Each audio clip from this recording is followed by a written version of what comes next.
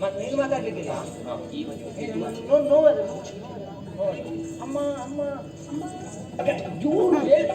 ಅಮ್ಮ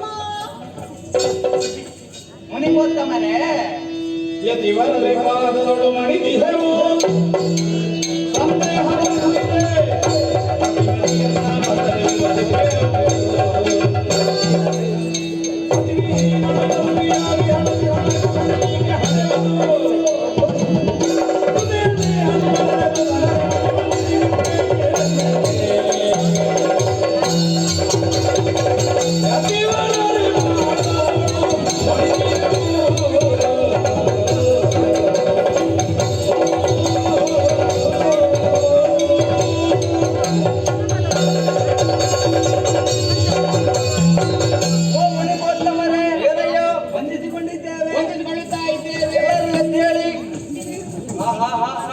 ಮರ್ಯಾದೆ ತೆಗಿತಾರ.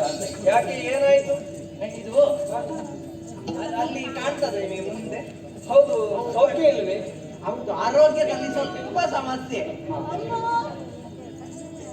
ಅವಳು ಹೆಣ್ಣು, ಗೊತ್ತಾಗುತ್ತದೆ. ಹೌದಲ್ಲ?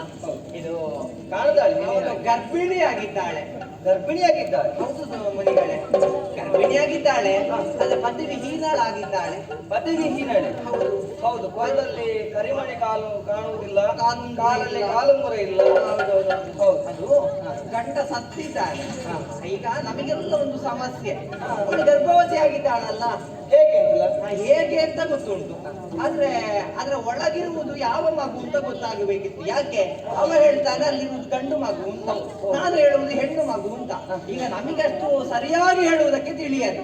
ಸಕಲವನ್ನು ತಿಳಿದವರು ನೀವು, ತ್ರಿಕಾಲ ಜ್ಞಾನಿಗಳಿದ್ದೀರಿ. ಸಕಲವನ್ನು ತಿಳಿದಂತಹ ನೀವು ಇವಳು ಹಡೆಯುವುದು ಯಾವ ಮಗು ಅಂತ ಹೇಳ್ಬಹುದೇ? ಗಂಡೋ ಹೆಣ್ಣು? ಗಂಡೋ ಹೆಣ್ಣು ಅಂತ ಹೇಳ್ಬೇಕಾ?